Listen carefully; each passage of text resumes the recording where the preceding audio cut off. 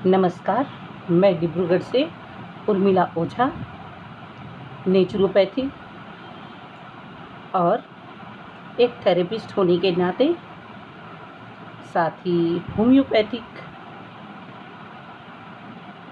के नाते मैं एक सजेशन ज़रूर देना चाहती हूँ कि इस महामारी में हमें अपने से बच के रहने के साथ साथ इतना भय भी नहीं करना है। पहले तो हमें डर से मुक्ति चाहिए, हमें बिल्कुल नहीं डरना है। केवल बाहर निकलना बंद कर दीजिए। जब आवश्यकता हो तो बहुत ही सावधानी पूर्वक जाइए और सामान अगर कोई चीज़ कार्य करना है वो करके घर में आइए और घर में आते ही आप फिर से अपने आप को सफा कर घर पे रहिए।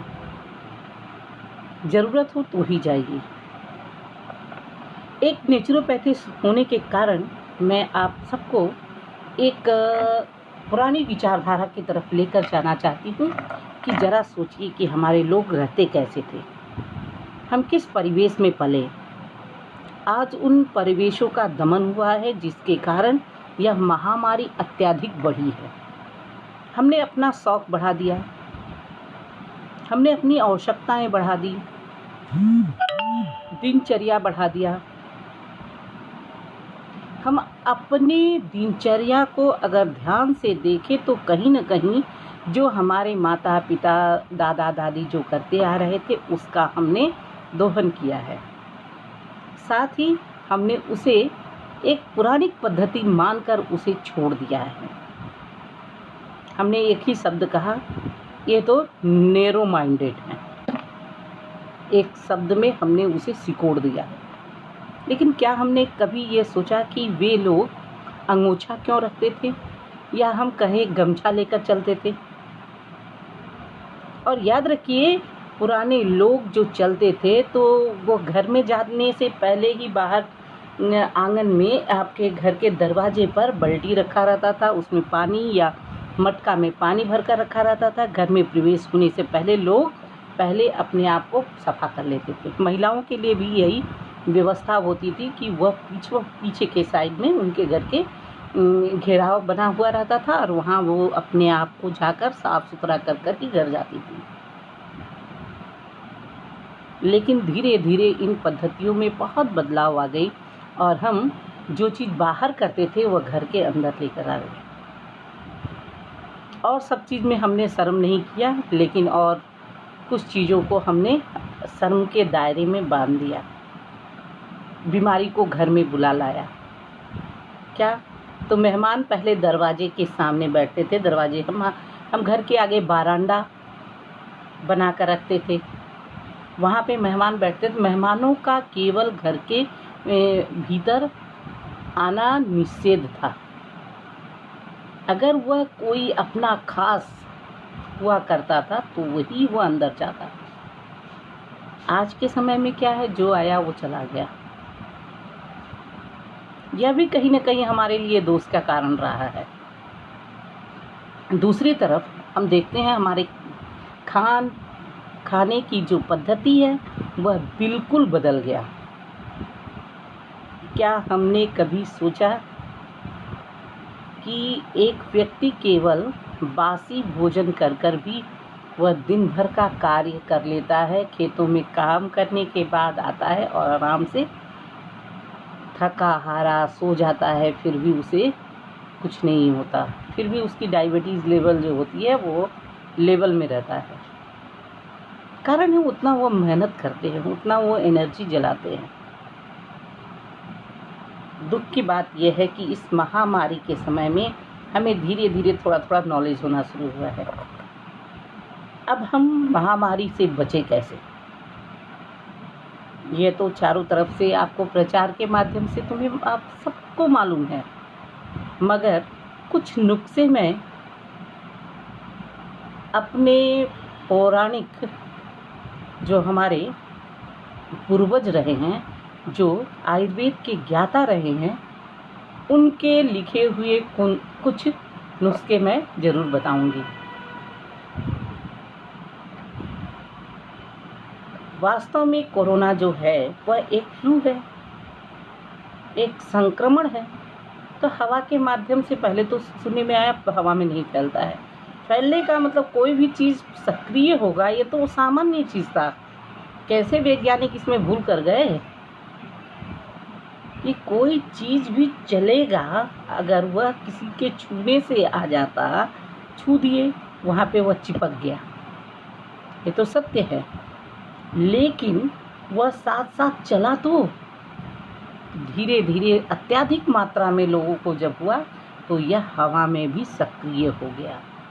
लेकिन इसकी गति बहुत धीरे है, हम इसको मान सकते हैं कि इसकी गति बहुत धीरे है।